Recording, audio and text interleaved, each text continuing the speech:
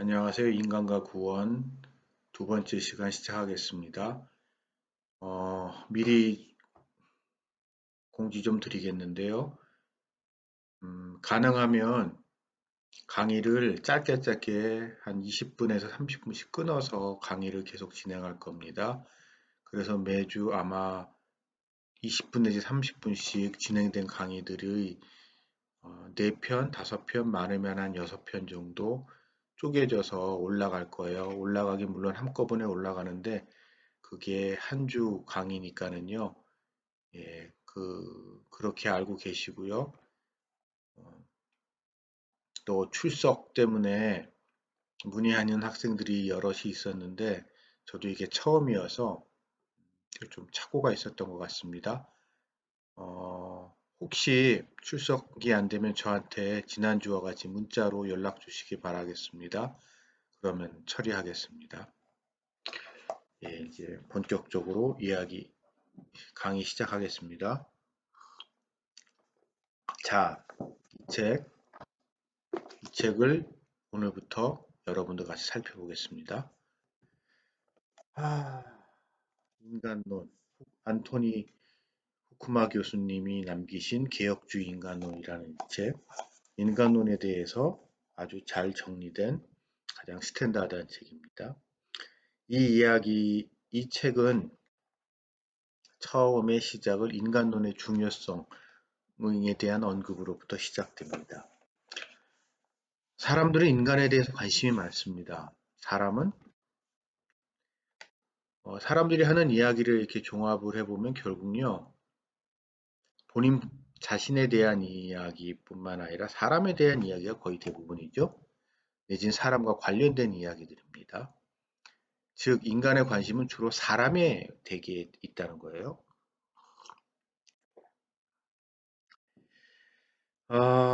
그래서 우리가 사람이 무엇인지에 대해서 그런 거에 대해서 우리는 우리의 관심을 집중하는데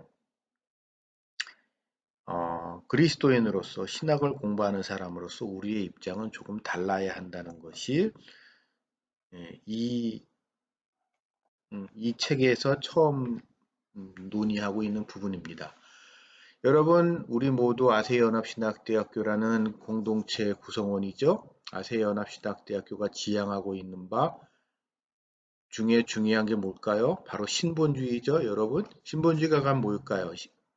신본주의라는 것을 이해한다는 것은 말로는 쉬운데 그것을 아주 구체적으로 표시하기는 쉽지 않습니다만 분명한 것은 신본주의라는 것은 인본주의, 우리가 보통 일반 세상에서 접하게 되는 인본주의와는 반대되는, 상치되는 그러한 개념입니다.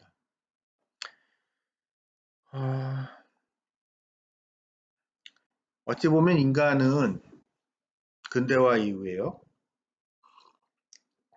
인간들의 관심은 주로 신이 아니라 초월적인 것이 아니라 인간 그 자체에 대해서 있었습니다. 어찌 보면 과거에는 인간들은 더 이상 그런 것에 대해서 고민할 필요 자체가 없었어요. 그냥 사람이 뭔지 알 필요가 뭐가 있겠습니까? 특히 기독교 문화권에서. 기독교 문화권에서 근대화 이전의 사람들의 삶의 목표는 아주 간단히 말해서 그냥 구원받는 거, 죽어서 천국 가는 거였습니다. 그쵸? 뭐, 짧은 이 세상, 한평생 살아봤자 뭐 별거 없는 거고 대부분의 사람들은 아, 유일한 희망은, 유일한 소망은, 유일한 바람은 그냥 죽어서 천국 가는 거였습니다. 그래서 인간에 대해서 관심이 없었어요. 인간에 대해서 관심을 가져봤다 한들 그 사람의 인생이 별로 달라질 게 없었던 시대였죠, 옛날에. 아마 그래서 그러지 않았나 싶은데. 그러나 이제는 세월이 지나면서 과학이 발전되고 경제가 발전되고 인간에게 많은 가능성이 있기 때문에 어찌 보면 인간은 인간 스스로에 대해서 더 많은 관심을 가지게 됩니다. 그래서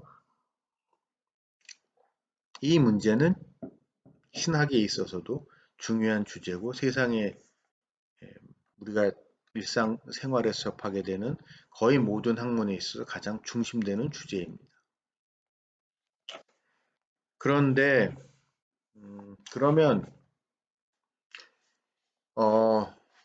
서구 사회가 기독교로부터 멀어진 이후에 그럼 인간에 대한 관심이 많아지면서 인간을 그럼 과연 어떻게 볼 것인가라는 문제에 있어서 크게 두 가지 접근으로 나가요. 하나는 관념론적인 접근, 하나는 유물론적인 관점. 이 책에서는 그거 갖다가 물질주의적 관점이라고 하는데 보편적으로 일반적인 학교에서 사용되는 용어가 보다 그러니까 유물론적이라는 표현이 더 일반적이기 때문에 유물론이라는 표현을 쓰겠습니다.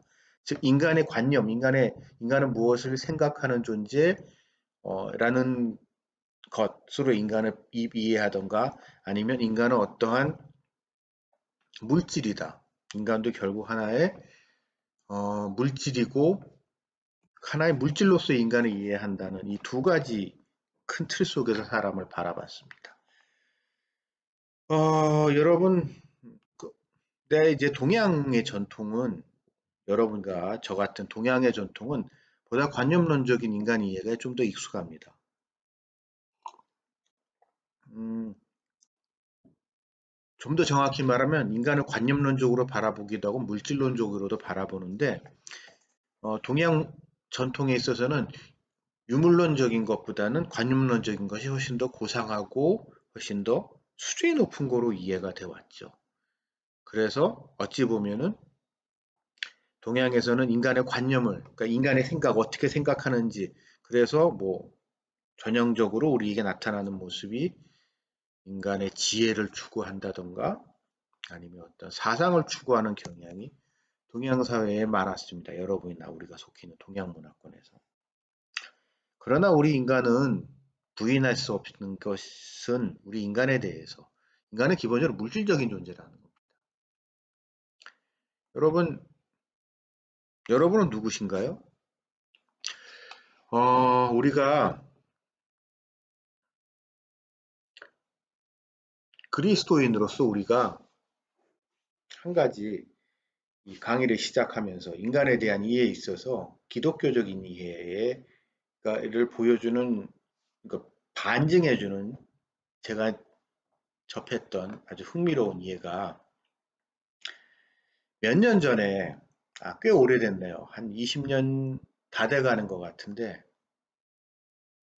어떤 스님 이야기가 되게 유행했던 적이 있어요. 이게 그러니까 백인이고 어떤 미국 사람인데 스님이 되신 분이에요. 근데 이분이 원래 하버드 대학을 다니고 있었는데, 하버드 대학교에서 이제 철학인가 뭐 하다 그런 걸 공부하던 사람인데, 어쩌다가 이제 불교에 귀의를 하게 돼서 이제 스님이 돼서 한국에서 조계종에서 이렇게 계셨던 분인데, 그분이 이제 스님이 출가하게 되고 불교에 귀의하게 된 이 계기가 된 사건, 이 얘기를 본인이 하는데, 그분이 이제 젊었을 때 하버드에서 공부할 때 한국에서 당시 숭산 스님이라는 분이었을 거예요. 제가 알고 있기로는 제 기억이 맞다면 숭산 스님이라는 분이 하버드 대학에서 이제 무슨 강연을 할 일이 있었어요. 그래서 이제 불교에 대해서 소개하고 한국 불교에 대해서 소개하고 뭐 이런 강의를 했는데, 그 강의에 마침 특강이죠. 특강에 그 현각 스님이 지금 그분이 아마 제가 본명이 현각으로 기억을 하는데, 그 이제 그분이 이제 그 클래스에 참여했던 거예요. 근데 그 클래스에 특강에 참여해서 얘기 들어보니까 흥미로워요.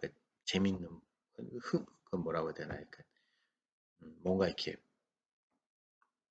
흥미를 느껴서 그 한국 스님, 효봉 스님이란 분한테 강의가 끝나고 난 다음에 찾아가서 인사를 드렸대요.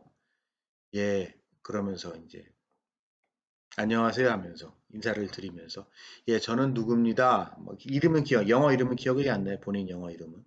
저 누군데, 안녕하세요, 저 누굽니다. 라고 인사를 드렸다는 거예요. 근데 그 인사를 딱 듣고, 그 한국에서 효봉스님 맞을 거예요. 제 기억이 맞다면. 그 스님이, 근데 이름이 어떻게 되냐고. 계속 물어보더래요. 아니, 저 이름이 뭔데요? 아, 그 이름 말고 진짜 당신 이름이 뭐냐고. 아, 그건 당신이 지금 그렇게 불려졌을 뿐이고, 진짜 당신의 이름은 뭐냐? 그거 묻더래요. 근데 그 얘기를 듣고 이제 벙 쪘다는 거예요. 아니, 네 속에 있는 진짜 네 이름이 뭐냐고 묻는다는 이야기 앞에서 자기가 무슨 소리지? 그럼 진짜 내 이름은 뭐지라는 고민이 시작이 됐고, 그 이야기를 들으면서 이제 불교에 빠져들기 시작해서 결국 이제 머리를 깎고 중이 돼서 이제 불가해야 불제자의 길을 가게 됐다. 뭐 이런 이야기가 되었었던 책이고, 그게 그래서 꽤 많이 팔렸었어요, 제 기억에. 근데 여러분, 만약에 여러분이 그런 질문을 갖다 듣는다면은 뭐라고 대답하시겠습니까, 여러분? 예? 우리는 뭐라고 대답을 해야 될까요? 그런 얘기를 여러분이 얘기해서 뭐 그럴 수 있잖아요. 무슨 종교 간의 대화 같은 게 중요하다 그래가지고 스님들이나 그런 분들하고 이야기할 기회가 있을 수 있지 않겠어요? 뭐 그런 이야기를 들었을 때 뭐라고 여러분은 대답하실 수 있을까요? 저는 그 질문에 대해서 아주 단호하게 대답했어요. 저는 김경빈입니다라고 대답할 겁니다. 저는 김경빈이에요. 저는 이 세상의 유일한 피조물로서 하나님이 창조하신 존재입니다. 저의 육신의 이름과 저의 영혼의 이름은 다른 게 아니에요. 저의 육신, 관념론적인 관점에서 바라보는 저의 영혼, 그 다음에 저의 유물론적인 관점에서 바라보는 저의 육신, 이 둘은 분리되어 있는 것이 아니고 두 개는 다른 그 무엇이 아니고 저의 육신은 저의 육체가 있을 때 의미가 있는 것이고 저의 육체 또한 저의 영혼이 있을 때, 저의 정신이 있을 때 의미 있는 것이고 존재할 수 있는 것이기 때문에 저의 이름은 어떠한 경우에서든 김경빈이라는 이름을 가지고 있습니다. 저에겐 다른 이름이라는 게 존재하지 않아요. 저는 김경빈으로 창조됐고, 김경빈으로 태어났고, 김경빈으로 살아왔고, 김경빈으로 하나님 앞에 갈 것입니다. 그리고 하나님 앞에 갔었을 때 이 세상을 살아가면서 저와 함께 하셨던 삼위일체 하나님께서 저를 맞아주실 거라고 저는 믿는데 맞이해 주신 하나님께서 삼위일체 하나님께서 저 영원한 하나님의 나라에서 함께 영원한 복락을 누릴 수 있게 해주실 복락을 누리시게 해주실 거기 때문에 저는 언제나 김경빈입니다. 물론 제가 경우에 따라 살다 보면 뭐 이름을 바꿀 수도 있겠죠. 개명을 할 수도 있겠죠. 혹시 몰라도 뭐 근데 그런 경우라면 그렇다 할지라도 저에게 다른 그 어떠한 이름이 있는 것이 아닙니다. 저는 접니다. 김경빈이라는 존재로 존재하는 거고 그 이상도 그 이하도 아니에요. 그러나 우리는 자꾸 어떤 유혹에 빠지냐면 이 둘을 분리하고 이 둘을 따로따로 생각하고 싶어하는 유혹에 빠집니다. 그게 편하기 때문이에요. 그게 익숙합니다. 그게 왜 익숙할까요?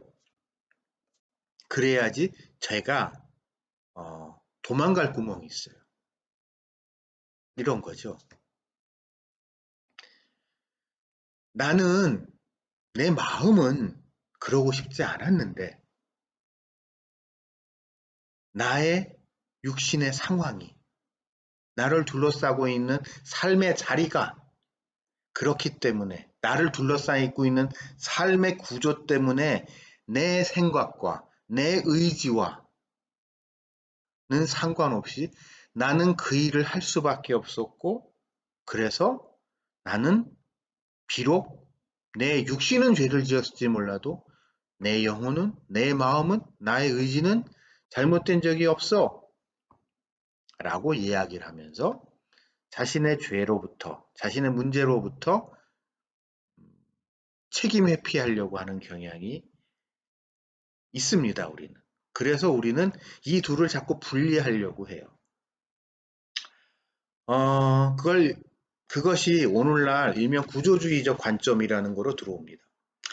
여러분,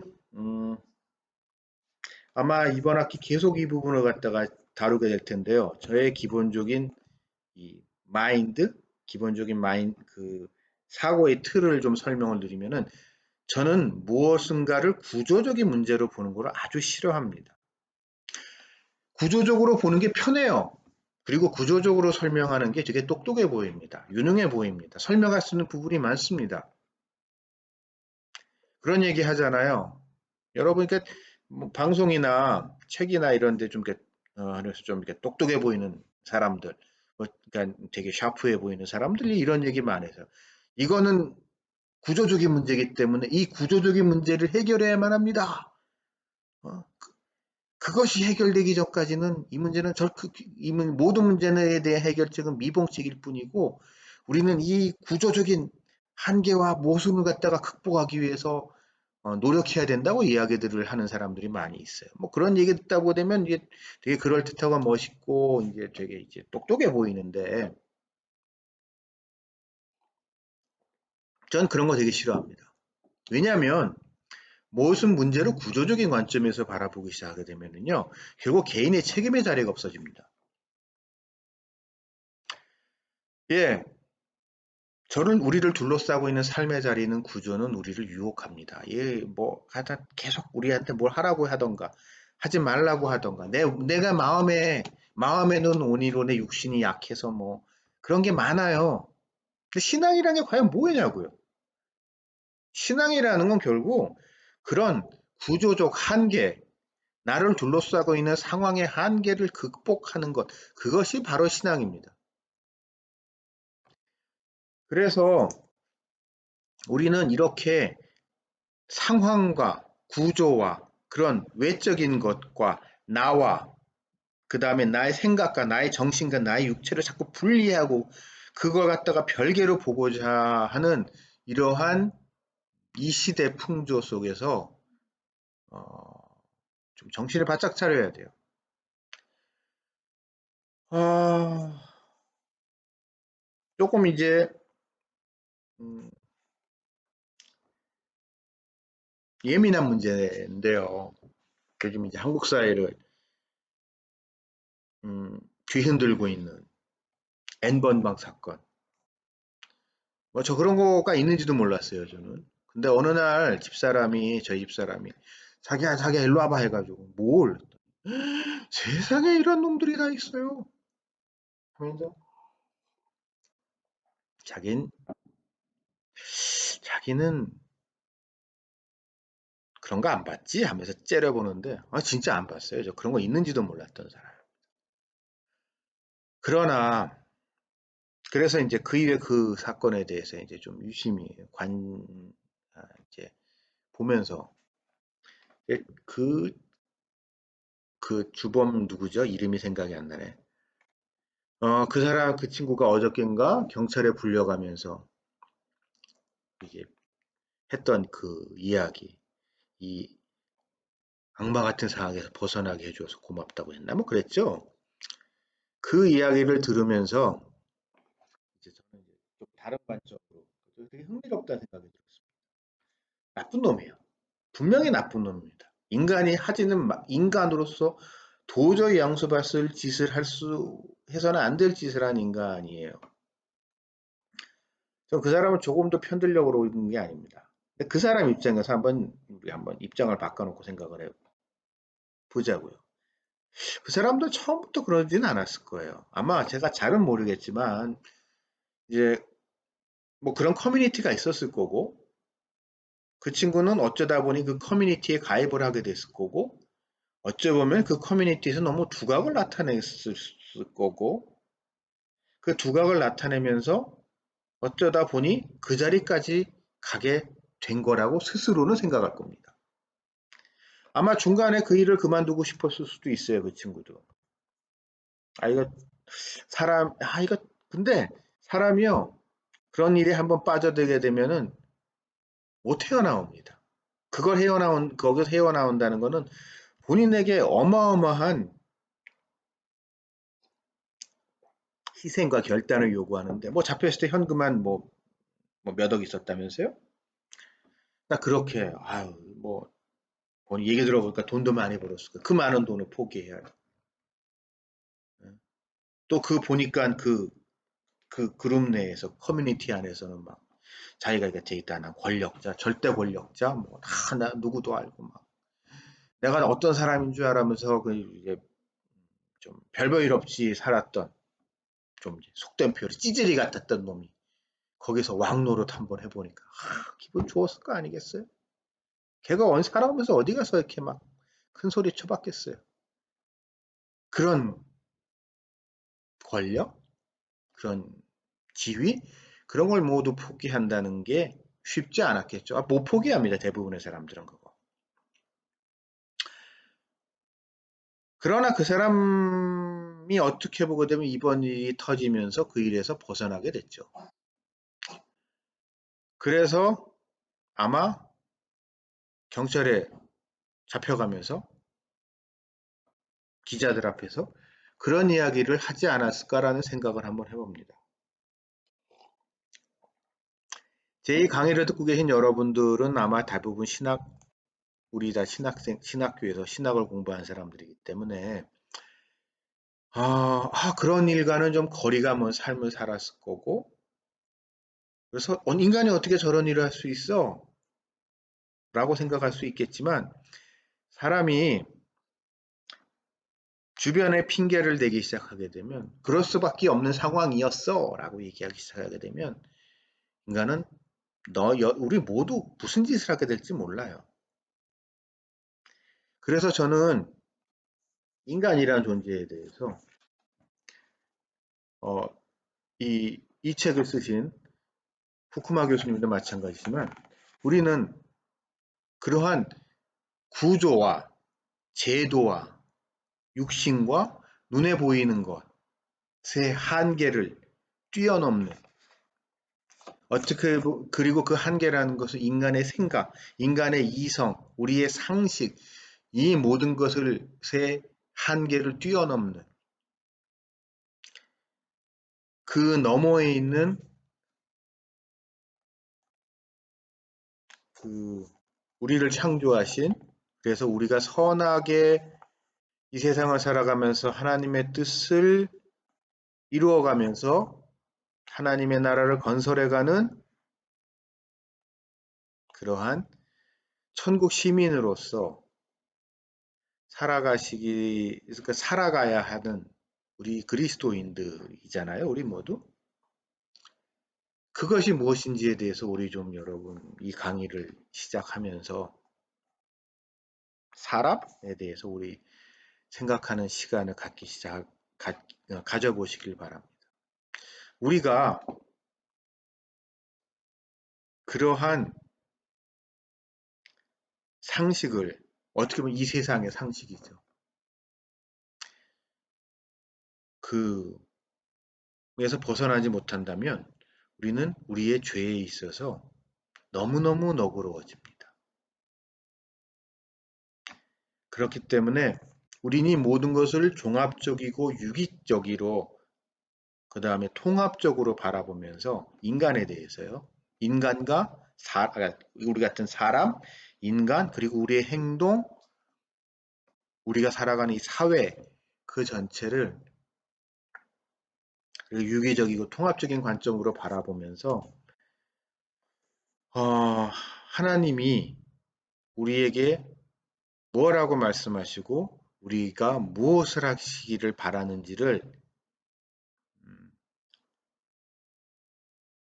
생각해보는 그런 시간을 가지셨으면 하는 작은 바람이 있습니다.